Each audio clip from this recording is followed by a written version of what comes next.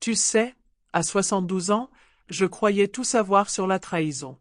J'avais vécu assez de déceptions, assez de petites cruautés, pour croire que je comprenais les profondeurs de l'égoïsme humain. Mais mon mari Philippe, il m'a appris que même après 43 ans de mariage, on peut encore être surpris par sa cruauté. Laisse-moi te raconter le matin où tout a basculé. C'était un mardi d'octobre, frais et doré comme seuls les automnes français peuvent l'être. J'étais dans notre cuisine à Neuilly-sur-Seine, la même cuisine où je préparais le petit déjeuner pour notre famille depuis des décennies, quand Philippe est entré, des papiers à la main et un regard que je n'avais jamais vu auparavant. « Marguerite, a-t-il dit sans même me regarder directement, je veux divorcer. » Juste comme ça. Aucune explication, aucune gentillesse, aucune reconnaissance de la vie que nous avions construite ensemble. Il a posé les papiers sur le plan de travail en marbre que nous avions choisi ensemble il y a 20 ans, juste à côté de la tasse de café que je venais de lui remplir. Mais voici ce que Philippe ne savait plus de moi. Au cours de ces 43 années passées à être l'épouse dévouée, la compagne bienveillante, la femme qui a rendu son succès possible, j'avais appris à voir des choses que les autres ignoraient. J'avais appris à écouter quand les gens pensaient que je ne faisais pas attention. Et ces 3 dernières années, je l'observais très attentivement. Voyez-vous, quand on est marié depuis aussi longtemps que nous, on remarque les changements de comportement. Quand votre mari commence à travailler tard tous les mardis. Quand il répond aux appels téléphoniques dans son bureau, porte fermée. Quand il devient protecteur envers son téléphone, son ordinateur, son portefeuille. Quand il cesse de vous regarder pendant les conversations d'argent. La plupart des épouses l'auraient confronté. Auraient exigé des explications ou menacé de partir. Mais j'avais appris quelque chose de précieux de ma grand-mère, qui a survécu à la guerre en étant plus intelligente que les hommes qui la sous-estimaient. Elle m'a appris que parfois, la chose la plus puissante que l'on puisse faire est de paraître impuissant tout en préparant discrètement sa contre-attaque. Alors, au lieu d'affronter Philippe, je suis devenue l'épouse parfaite et sans méfiance. J'ai souri lorsqu'il m'a dit qu'il travaillait tard. Je l'ai embrassé sur la joue lorsqu'il est parti pour ses mystérieux voyages d'affaires. Je lui ai posé des questions innocentes sur son travail, ses réunions, sa nouvelle assistante Claire qui semblait exiger tant de son attention personnelle. Et tandis que je jouais le rôle de l'épouse naïve, je construisais quelque chose de complètement différent. Il faut comprendre que je n'ai pas toujours été juste l'épouse de Philippe. Avant la naissance de nos enfants, j'avais travaillé dans la finance pour BNP Paribas. Je comprenais l'argent, les placements, les structures juridiques.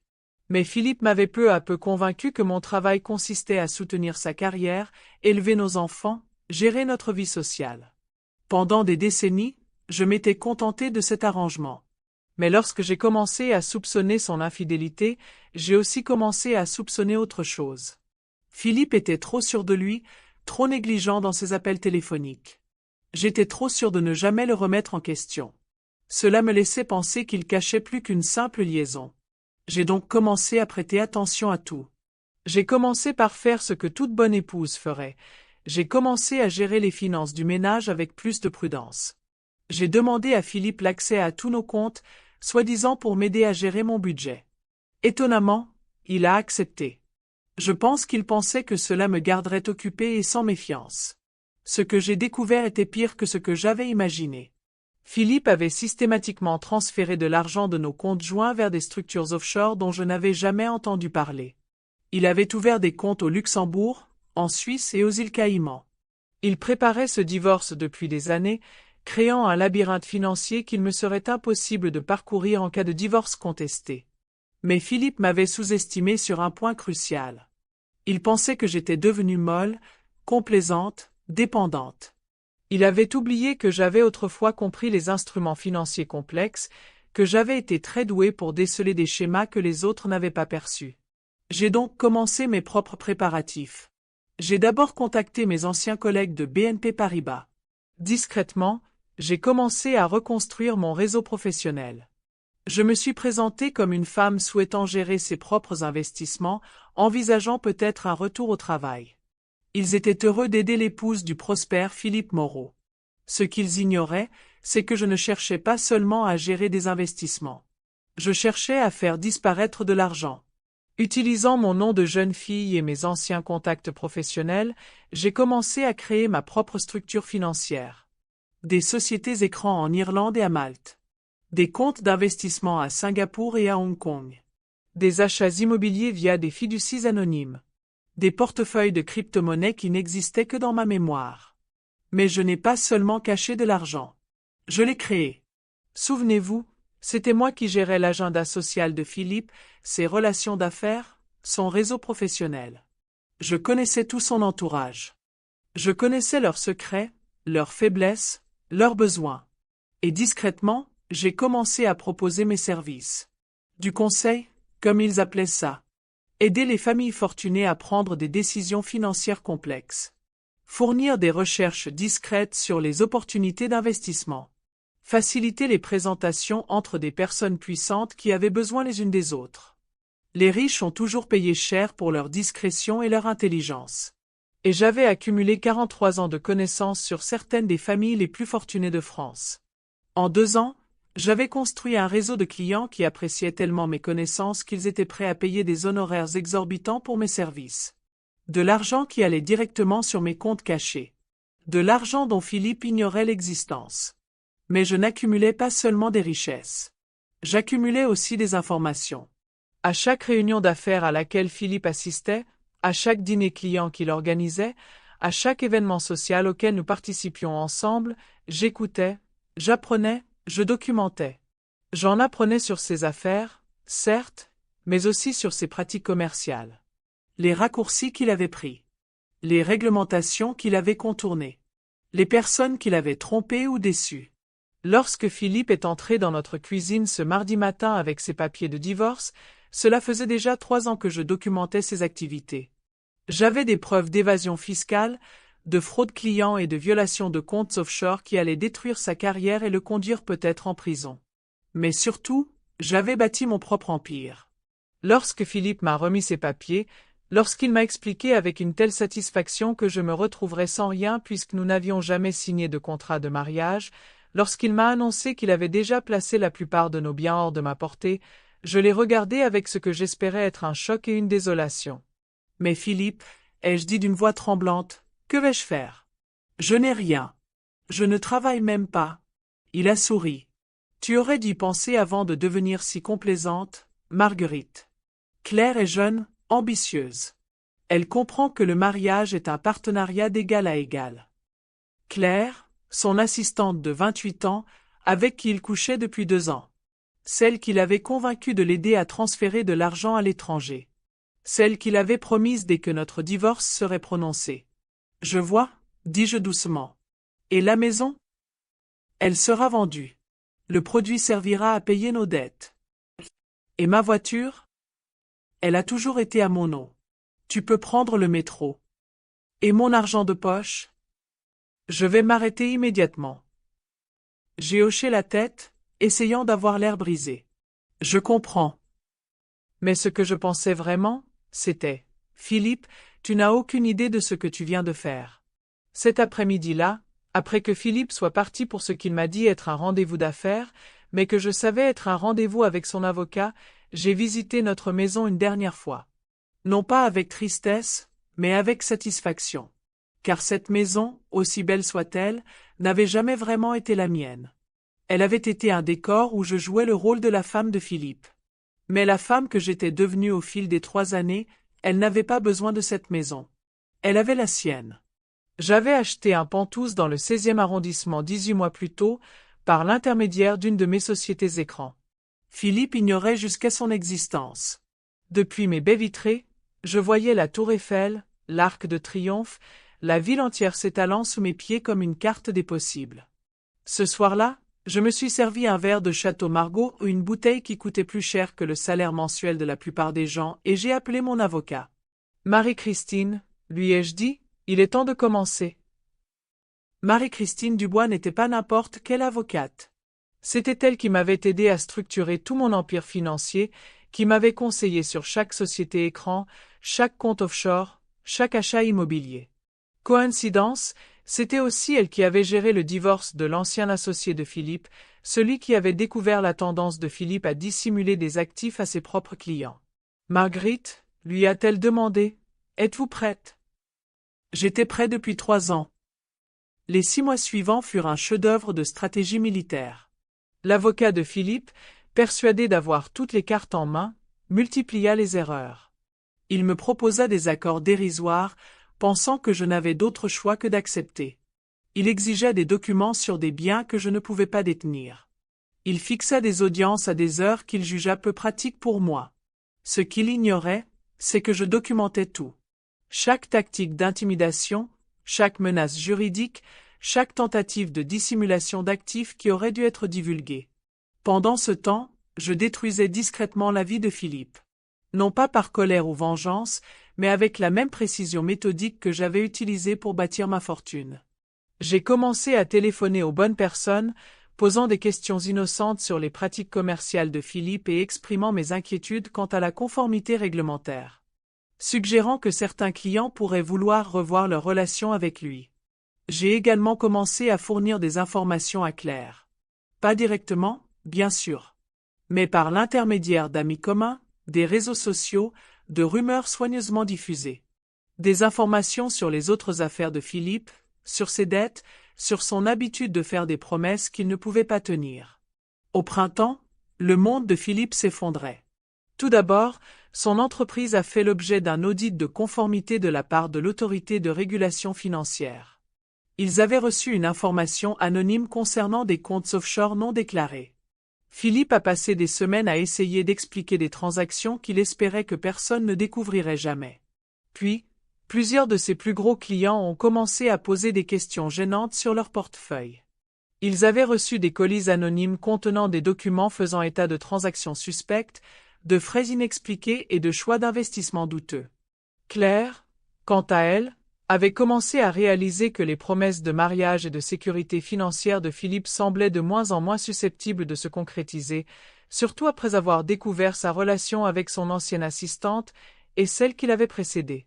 Mais le coup de grâce est venu lorsque l'ex-associé de Philippe a contacté les autorités au sujet des comptes offshore que Philippe avait dissimulés lors de la dissolution de leur propre partenariat. En juin, Philippe risquait des poursuites pénales, des poursuites civiles et des sanctions professionnelles. Sa réputation était détruite. Ses clients avaient fui. Et Claire l'avait quitté pour un homme plus jeune et plus prospère. C'est alors qu'il a finalement accepté de régler notre divorce à l'amiable. La séance de médiation s'est tenue dans une salle de conférence donnant sur les Champs-Élysées. Philippe était assis en face de moi, paraissant 20 ans plus vieux que 8 mois plus tôt. Son avocat lui a murmuré à l'oreille avec insistance qu'il devait régler cette affaire rapidement avant que ses problèmes juridiques ne s'aggravent. Marguerite, a dit Philippe, je suis prêt à être plus généreux que prévu initialement. Je l'ai regardé avec ce que j'espérais être une surprise reconnaissante. Vraiment? Je peux vous offrir l'appartement à Cannes, et peut-être une petite allocation mensuelle. L'appartement à Cannes valait environ 800 000 € et il était assorti d'un prêt immobilier qu'il n'avait jamais dévoilé. L'allocation mensuelle qu'il proposait suffirait à peine à couvrir les courses. C'est très gentil, Philippe, dis-je doucement. Mais j'ai une petite demande. Quelle est-elle? J'aimerais conserver nos assurances vie à mon nom. Par sécurité. Philippe fit un geste dédaigneux de la main. Bien sûr. De toute façon, elles ne valent pratiquement rien. Ce que Philippe ignorait, c'est que j'avais considérablement augmenté ces assurances ces 3 dernières années en payant les primes sur mon propre argent. Elles valaient maintenant 3,2 millions d'euros. Et peut-être, poursuivis-je, pourrais-je garder la collection de vins? Pour des raisons sentimentales? Philippe rit. Marguerite, tu ne bois même pas de vin. Mais j'achetais des vins rares depuis des années que je stockais dans un local climatisé que Philippe n'avait jamais visité. Des vins qui valaient désormais plus cher que notre maison. Et encore une chose, dis-je, l'air gêné. Je sais que c'est idiot, mais j'ai ouvert un petit compte d'investissement il y a quelques années. Juste des fonds communs de placement. Pourrais-je le garder? L'avocat de Philippe le regarda d'un air sceptique, mais Philippe était si impatient de mettre fin à ce divorce qu'il accepta tout. Ce qu'ils ignoraient, c'est que ce petit compte d'investissement était en fait ma principale structure offshore, contenant 4,7 milliards d'euros d'actifs dont Philippe ignorait l'existence. Lorsque nous avons signé les papiers, Philippe a semblé soulagé. Il pensait avoir échappé à un divorce coûteux. Il pensait avoir conservé la plupart de ses biens. Il pensait avoir réussi à se débarrasser de sa femme vieillissante pour un mannequin plus jeune. Ce qu'il ignorait, c'est que j'avais déjà détruit sa carrière, sa réputation et son avenir. Et que j'étais désormais l'une des femmes les plus riches de France. 3 mois plus tard, Philippe était reconnu coupable de fraude fiscale et condamné à 4 ans de prison. Claire avait épousé un entrepreneur en technologie et avait déménagé dans la Silicon Valley. J'étais assise dans mon pentouse, à regarder le coucher de soleil sur Paris, en train de planifier mon prochain investissement. Mais voici ce qui m'a le plus surprise dans toute cette expérience. Ce n'était pas l'argent qui me donnait satisfaction. C'était la prise de conscience que je n'avais jamais été impuissante. Je faisais seulement semblant de l'être. Pendant 43 ans, je m'étais convaincue qu'être une bonne épouse signifiait être petite, solidaire, invisible. Je croyais que ma valeur résidait dans le fait de rendre la vie des autres plus facile, meilleure, plus réussie. Mais bâtir mon empire secret m'a appris quelque chose que ma grand-mère avait essayé de me dire des décennies plus tôt. La personne la plus dangereuse dans une pièce est celle que tout le monde sous-estime. Maintenant, je passe mon temps différemment. Je suis mentor de jeunes femmes qui créent leur propre entreprise. J'investis dans des entreprises qui développent des technologies pour aider les gens à acquérir leur indépendance financière. Je voyage dans des endroits que Philippe n'aurait jamais voulu visiter, je mange dans des restaurants qu'il aurait jugés inférieurs à lui et je discute avec des personnes qu'il aurait ignorées. Le mois dernier, j'ai reçu une lettre de Philippe en prison. Il avait appris ma réussite financière, probablement par l'un de ses anciens collègues qui avait lu mes dons caritatifs dans la presse financière. Il voulait savoir si j'envisagerais de l'aider pour ses frais juridiques. Je lui ai répondu par une simple phrase « Tu aurais dû y penser avant de devenir si complaisant, Philippe. » Mais je l'ai signé avec chaleur, car je n'éprouvais plus de colère envers lui. Seulement de la gratitude. Philippe m'avait fait le plus beau cadeau de ma vie. Il m'avait forcé à découvrir qui j'étais vraiment alors que je pensais être invisible. Il m'avait poussé à développer des compétences que j'avais oubliées. Il m'avait motivé à construire quelque chose de entièrement personnel. Plus important encore, il m'avait appris qu'il n'est jamais trop tard pour prendre un nouveau départ. Que l'âge n'est pas une limite, mais un avantage. Que la sagesse, les relations et les connaissances accumulées au fil des décennies peuvent être plus précieuses que n'importe quel héritage. Les jeunes femmes que j'accompagne me demandent parfois comment j'ai su que les risques seraient payants. Comment j'ai eu le courage de construire quelque chose d'aussi complexe et secret? Comment j'ai réussi à rester patiente pendant 3 ans, tandis que Philippe pensait gagner? Je leur répète ce que ma grand-mère me disait, l'acier le plus solide se forge au feu le plus ardent. Mais je leur dis aussi autre chose, ne laissez personne vous convaincre que vous êtes trop vieille, trop naïve ou trop tard pour devenir celle que vous étiez censée être. Car en vérité, je ne suis plus la même femme qui, il y a 18 mois, écoutait Philippe demander le divorce dans cette cuisine. Cette femme était effrayée, dépendante, incertaine de sa propre valeur. Cette femme, celle qui a bâti un empire alors que son mari pensait qu'elle ne faisait que gérer les dépenses du ménage, est quelqu'un dont je suis fière. Quelqu'un qui comprend que le vrai pouvoir ne consiste pas à contrôler les autres. Il s'agit d'avoir la liberté de choisir son propre chemin, peu importe ce que les autres pensent de vous. Ces jours-ci, je me réveille dans mon pentouse et je regarde la ville où j'ai vécu toute ma vie, mais que je vois maintenant avec des yeux complètement différents. Je vois des opportunités au lieu d'obstacles. Je vois des réseaux au lieu de barrières. Je vois un avenir qui m'appartient entièrement. Et parfois, quand je prends mon café du matin et que je lis les nouvelles financières, je pense à toutes les femmes qui sont assises dans leur cuisine en ce moment, croyant qu'elles sont impuissantes, croyant qu'elles sont trop vieilles ou trop dépendantes ou trop tard pour changer de vie. Je veux qu'elles sachent ce que j'ai appris, on n'est jamais aussi impuissant qu'on le pense. On n'est jamais trop vieux pour recommencer. Et on n'est jamais trop tard pour devenir exactement qui l'on était censé être. Le compte secret n'était pas seulement une question d'argent. Il s'agissait de découvrir que je m'étais caché des secrets sur mes propres capacités, ma propre force, ma propre valeur. Et cette découverte, plus que toute revanche ou victoire financière, était le véritable trésor que j'avais construit depuis le début. Parfois, les meilleures surprises surviennent quand on pense avoir tout vu. Parfois, La chose la plus précieuse que l'on puisse faire est de paraître impuissant tout en préparant discrètement sa contre-attaque. Et parfois, la personne qui vous sous-estime le plus, c'est vous-même. Philippe pensait abandonner une vieille épouse pour un modèle plus jeune. Ce qu'il a fait, en réalité, c'est libérer une femme qui avait oublié sa puissance. Et pour cela, malgré tout, je lui en serai toujours reconnaissant. Si vous avez vécu assez longtemps pour comprendre que la vraie force apparaît souvent comme de la douceur, que le vrai pouvoir ressemble souvent à de la patience, et que la vraie sagesse ressemble souvent au silence, alors vous comprenez cette histoire. Et si vous vous êtes déjà senti invisible, sous-estimé ou négligé, rappelez-vous la leçon de Marguerite. La personne la plus dangereuse dans une pièce est celle que tout le monde sous-estime. Quel secret pourriez-vous vous cacher sur vos propres capacités? Quel empire pourriez-vous construire si vous cessiez de croire aux limites que les autres vous ont imposées? Parfois, la meilleure vengeance n'est pas une vengeance du tout. Parfois, c'est simplement devenir exactement celui que vous êtes censé être.